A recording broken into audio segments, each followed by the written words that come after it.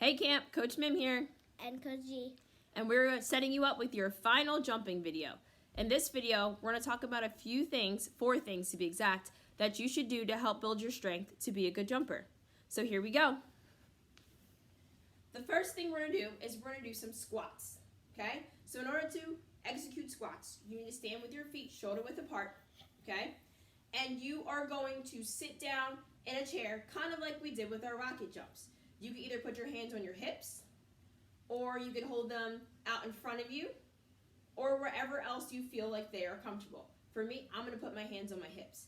So as you squat down, you are going to lower yourself so that way you're sitting in a chair just like we talked about in the rocket jumps. So my butt is going to come down low. As I'm coming down low, my butt is coming down, but my knees are staying behind my toes, okay? So you don't want your knees to be out here over top of your toes, like you're falling forwards and my heels are off the ground. You don't want that. You want to keep your heels down and your butt back. Again, putting my weight in my heels. So as I sit, I'm going to push my butt back, keeping my knees over my toes, and then I'm going to stand back up, okay? Trying to keep my weight in my heels. So you could do 10 of those, and then move on to your next one. Our second one is lunges. So when I go to do a lunge, I'm going to take a large step forwards, okay? So if my regular step is here, I'm probably going to take about twice as big of a step. So I'm going to take a large step forwards. After I take my large step forwards, I'm going to bend my front knee and my back knee so that my back knee barely taps the ground and then comes right back up, okay?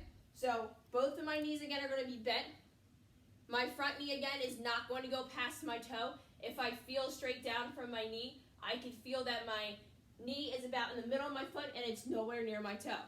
So you can either maintain the position and do all of your lunges on one leg at a time, and then switch your feet and do 10 lunges on your other leg at a time. Or you could do walking lunges, which makes you travel across the room. So I would do one leg. Then I would take a large step with my next leg. And then I would take a large step with my next leg. So I kind of look like I'm doing a funny walk around my house.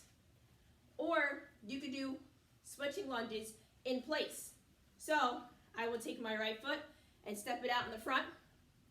Bend down and tap my knee. Come back up. Put my feet together. Then I take my left leg, step it out in front, bend my knee, come back up, and put my feet together, and keep switching, okay? So your choices for lunges are putting your right foot in the front and bending your knees so that way that back knee taps the ground and you stand back up, doing a bunch on that leg, and then switching your feet, keeping your left leg in the front, and doing 10 with your left leg in the front. Or you could do the walking ones as you move around the house, or you could do the stationary switching where you put one foot in the front, bend down, tap that knee, do that lunge, switch, and do the other one.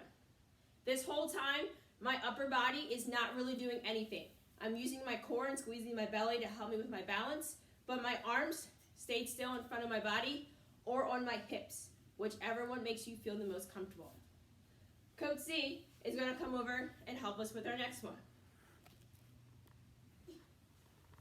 So, Coach Z is going to lay on the ground on her belly, and she is going to do a Superman.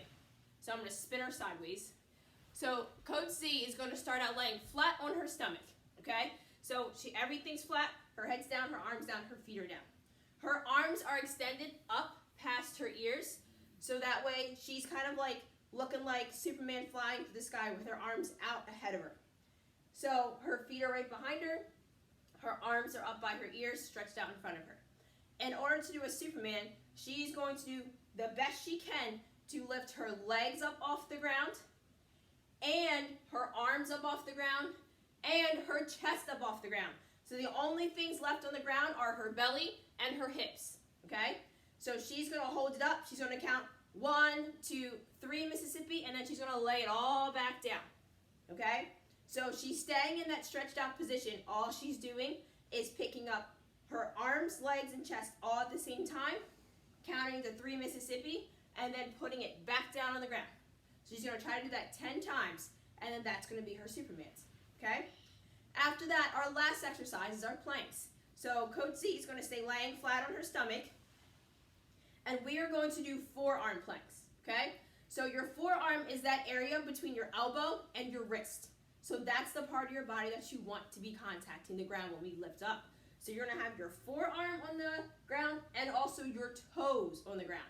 So the first thing you need to do is curl your toes in a little bit so that way you're able to put pressure on them. So that means that you're taking your toes and you're flexing your feet like you're pulling your toes towards your shins so that way you can use them to push yourself up off the ground, okay?